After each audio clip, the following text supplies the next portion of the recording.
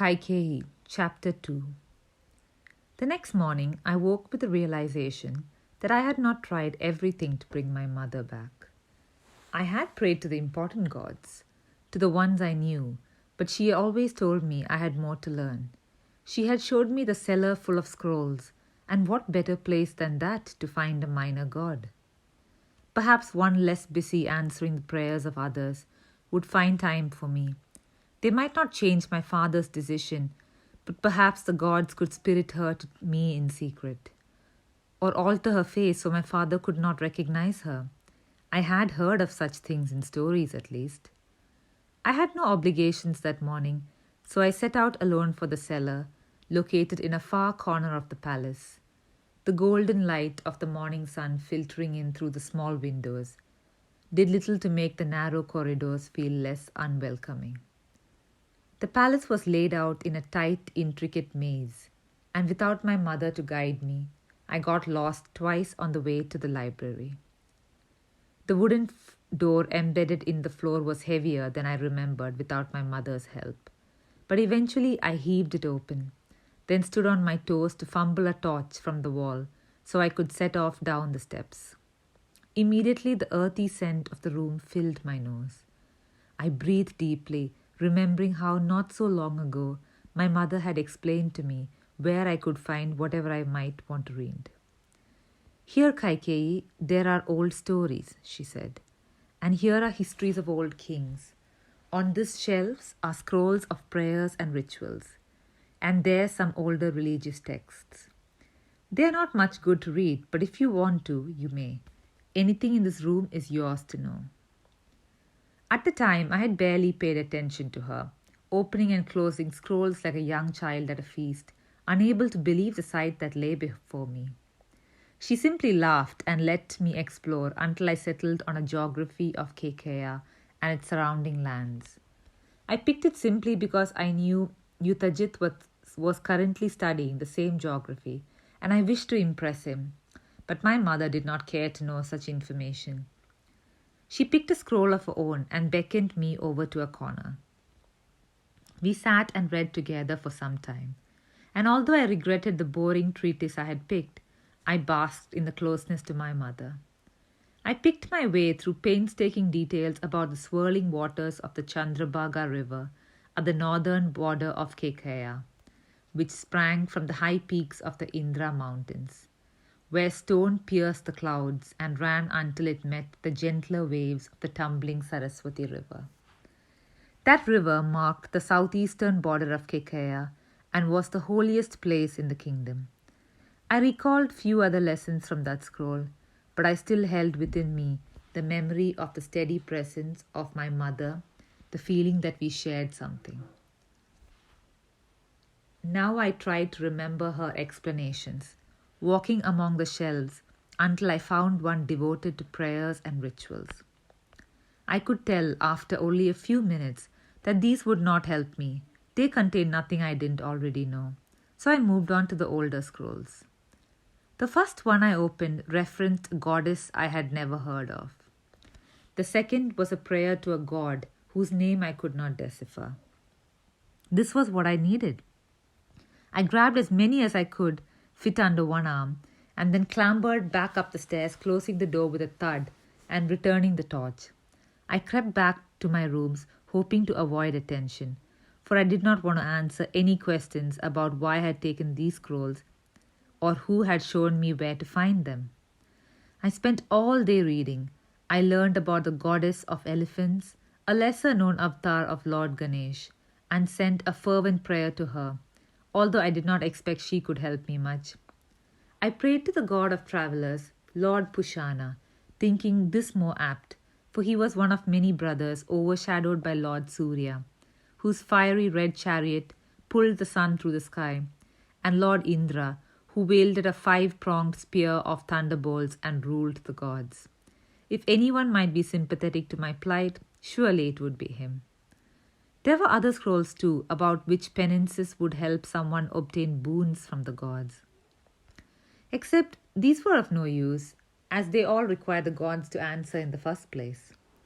Finally, I gently unfolded a scroll that was so thin and worn, It seemed to have been written over 100 years ago. Its edges were frayed and the patterns of the language hard to decipher. I turned my attention to the neat rows of text and tried to remember my tutor's lessons as I used my finger to trace each word. About halfway through, I realized this text made no mention at all of gods. It was simply a meditation exercise. I threw it aside frustrated. After a moment, I pulled a small box of sweets from under my bed and ate one, then another and another. Slowly my anger dissipated, and the sugar softened the hard knot within me. I licked my fingers clean. Calmer, I reread the title of the scroll, Summoning the Power of the Gods by Concentration Alone. Perhaps it was a meditation ritual that would bring general godly attention. I laid the paper down in front of me and performed each of the steps in turn. I slowed my breath, fixed my gaze at a point 1 hand's length from my solar plexus, concentrated my energy, and I must have mistranslated, for the next step to my best estimation read, "Let your gaze slip into the binding plane. If you have trouble locating such a place, seek out the threads that connect you and use the words of focus given below." This sounded like nonsense, but still I had nothing else to try. I committed them to memory. My breathing slowed, and I stared ahead of me, focusing as hard as I could, then recited the syllables. Nothing happened. I tried again and again. Nothing. The scroll provided no further insight, for the last few lines merely stated that this art was impossible to master by all but a select few. I set the scroll down, tears stinging my eyes. Another day, another failure. I could not bring my mother back. I remembered what Prasad had said last night about why my mother left, and anger welled up in me at the idea that my father was responsible. It did not matter to me what my mother had done. How could he do this to me? My brothers needed her too, but what was I to do without her guidance? A tear slipped down my cheek, then another and another, and as I gathered all the scrolls in a haphazard pile and pushed them under my bed, I curled up on top of the covers until dinner time. Then I washed my face and joined my brothers, all of us silent and pale-faced. The kitchens must have been trying to cheer us up. The table was laden with trays of hot roti, glistening with ghee, delicately spiced vegetables sending a delicious fragrance into the air, and fresh yogurt dotted with bright pomegranate. Ordinarily, such a feast would have been a treat, all of us negotiating for the larger portions, and today all it did was reinforce the fact that we were to be pitied, for our mother was gone. That night, as Mantra combed out my hair in long, gentle strokes, I asked, "What did my mother do?" If anyone knew, it would be Mantra. She was my mother's age and had been my servant as long as I could remember, attending my mother before that. She was my favorite person in the world besides Yutajit, the one who nursed me when I was ill, sat by my side if I was afraid of monsters at night, or wiped my tears away when my brothers pushed me down. Mantra started, "Why do you think she did something?" I knew I could not lie to Mantra, so after a half-hearted second of considering it, I told her the truth. I overheard someone talking. She sighed, her movement pausing. I turned to look at her. Her nearly black eyes were soft, sad, and the dupatta she usually wore over her head had slipped down to her bun. "Kaikeyi would never willingly leave you, child." "Then why did she make father—" "She did not force the Raja to do anything," Mantra said. "I doubt anyone could."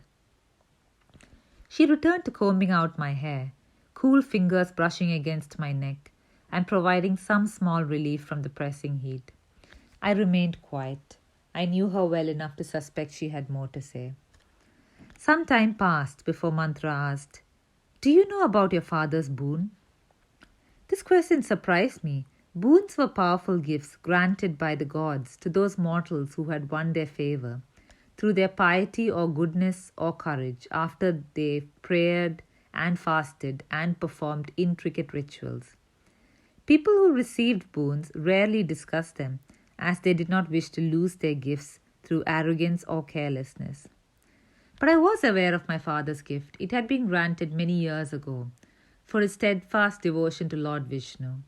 It was a boon I found oddly whimsical when I considered my distant and pragmatic father. I nodded, then hissed in pain as the motion caused the comb to catch on a particularly nasty tangle. Yes, he can understand the language of birds. I hoped to earn a boon one day, but I intended to ask for something better. Wiser than the gift to comprehend the chatter of the silly myna birds or ill-tempered peacocks that frequented our gardens. I would ask to be the ruler of a great kingdom, or for the power to heal all the sick. Perhaps I would wish for the ability to find whomever I wished, or better yet, to keep the ones I loved close to me. Mantra's voice pulled me back. That is correct, but there is a cost to his boon. He may never divulge what he hears on pain of death, not to anyone. Mantra worked through the knot with her fingers, slowly separating the strands of wayward hair. He claims that while on a walk, he was privy to a conversation between two swans, and your mother begged him to tell her what the pair had said. I twisted around, yanking my hair out of Mantra's gasp. Why would she do such a thing? Surely she doesn't want father to die. Who knows, Mantra replied, pushing my head forward again. She acted very familiar with me for a servant, but I loved her and did not care. Kaikeyi told me a different story, but I did not wish to contradict our king. We were both silent as she moved in front of me to rub oil into my scalp. Her fingers pressed into my skin, relaxing me. I thought of leaning against my mother in the quiet library, the scent of scrolls and the hidden mysteries they contained all around us. I thought of the texts filled with descriptions of the gods and their boons, how none of them had warned of the path that my family had travelled. Suddenly the words of the meditation mantra I had read earlier leapt unbidden in my mind. I recited them silently, sleepily, leaning into Mantra's deft hands. All at once, a red rope shimmered into existence, starting just above my stomach and ending at Mantra's. I almost cried out. I blinked hard, sure I was imagining it, but it didn't vanish. My mouth dropped open and slowly I lifted my hand to touch it, but my fingers passed straight through. Kaikeyi, did you see a fly? Mantra asked, her hand stilling as she glanced around the room. The rope dissolved into the air. Bewildered, I continued to stare at the area where it had been. Kaikeyi? Yes, I stammered the lie. But it's gone now. I rubbed at my eyes and saw the imprint of the rope dancing behind them. She went back to her ministrations. Cautiously, I repeated the words to myself again. The rope appeared. I nearly toppled out of my chair, Mantra accidentally yanking my hair as I started. What is it? She asked, alarmed. Are you well? The rope did not change, but simply vibrated in a slow pulse. There was no way to explain what I was seeing. I righted myself. I think I'm just tired. I kept my eyes fixed on the rope. Mantra sighed.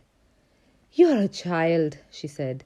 I'm sure this must be very difficult for you. I want you to know that I spoke to your mother before her departure. She was distraught. She did not want to leave you. I had never seen my mother express any emotion on my behalf, and this absurdity was enough to distract me briefly from the rope. Why would my father not tell us he banished her? I asked.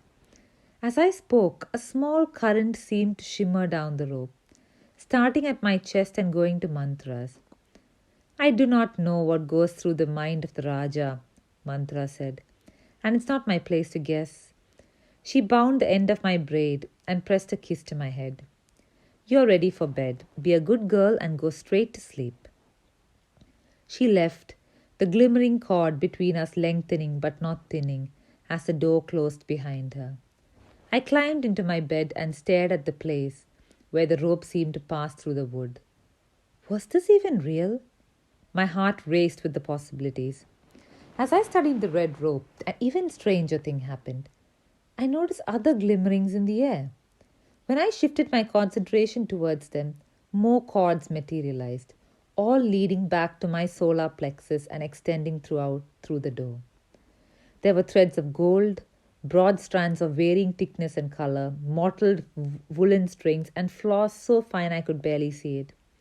It seemed impossible that I could have somehow imagined such a rich tapestry. But what other explanation was there? Or perhaps my mother's departure had driven me to madness. I shut my eyes against the onslaught of color. When I opened them again, the web of light was gone. I breathed a sigh of relief. I wanted the gods' approval so badly that I'd convinced myself that some silly meditation on an old scroll had power in it. That was all. That had to be all.